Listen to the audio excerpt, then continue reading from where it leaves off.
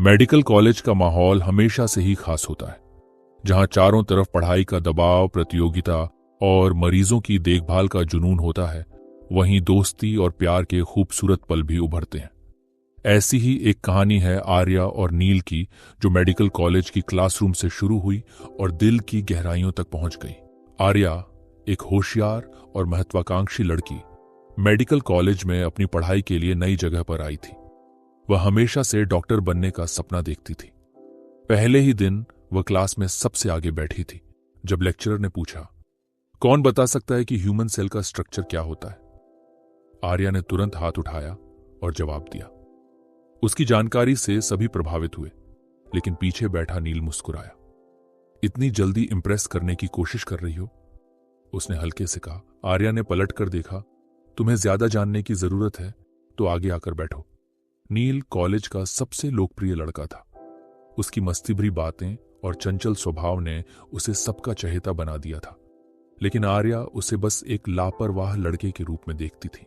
आर्या और नील के रास्ते अक्सर क्लासरूम, लाइब्रेरी और हॉस्पिटल के प्रैक्टिकल में टकराने लगे। जहां आर्या हमेशा किताबों में डूबी रहती, वहीं नील हर वक्त मस्ती करता। लेकिन धीरे धीरे नील को आर्या की मेहनत और उसकी जिद ने आकर्षित करना शुरू कर दिया।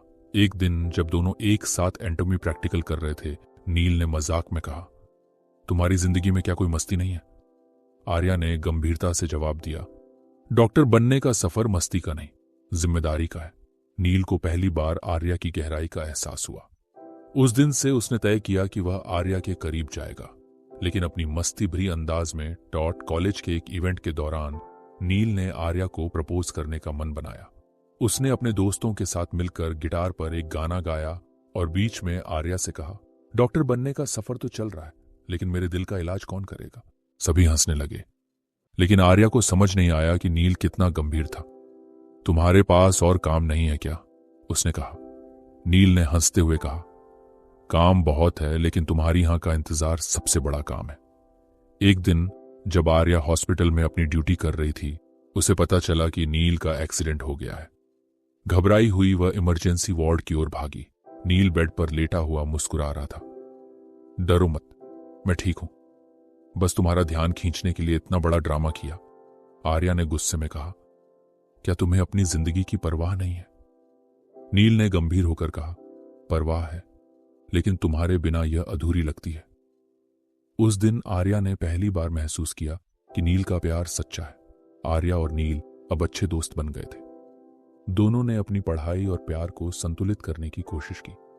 जहां नील आर्या को मस्ती के पल देना चाहता था, वहीं आर्या नील को पढ़ाई में मदद करती थी। एक दिन फाइनल एग्जाम्स के दौरान आर्या को उसकी मां की तबीयत खराब होने की खबर मिली। वह टूट गई। नील ने उसे संभालते हुए कहा, तुम्हारी मां को देखकर लगता है कि तुम उनकी ताकत हो, उन्हें तुम पर गर्व है। उसने आर्या को न केवल मानसिक रूप से सहारा दिया, बल्कि उसके घर भी जाकर मदद की। पढ़ाई खत्म होने के बाद दोनों को अलग अलग शहरों में इंटर्नशिप करनी पड़ी। दूरियों ने उनके रिश्ते को कठिनाइयों में डाल दिया। आर्या को लगता था कि नील अब गंभीर नहीं है, जबकि नील को लगता था कि आर्या ने उसे भुला दिया है। एक दिन आर्या ने नील से फोन पर कहा, क्या हम अपने रास्ते अलग कर लें? शायद यही सही होगा। नील ने गहरी सांस लेते हुए कहा, अगर तुम्हें लगता है कि यही सही है तो ठीक है, लेकिन मेरे दिल का हिस्सा हमेशा तुम्हारे पास रहेगा। इंटर्नशिप खत्म होने के बाद आर्या और नील की पोस्टिंग एक ही हॉस्पिटल में हुई। पहली मुलाकात में दोनों चुप रहे, लेकिन उनके दिलों में पुरानी यादें ताजा हो गईं। एक दिन नील ने हिम्मत जुटाकर आर्या से कहा, हमने बहुत कुछ सहा, लेकिन क्या अब भी हमारे पास एक मौका है?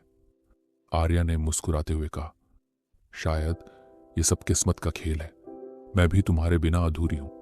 आर्या और नील ने अपने रिश्ते को समझदारी और विश्वास से सहेजा। उन्होंने महसूस किया कि प्यार केवल भावनाओं का नाम नहीं, बल्कि एक दूसरे के संघर्षों को समझने और उनका साथ देने का वादा है।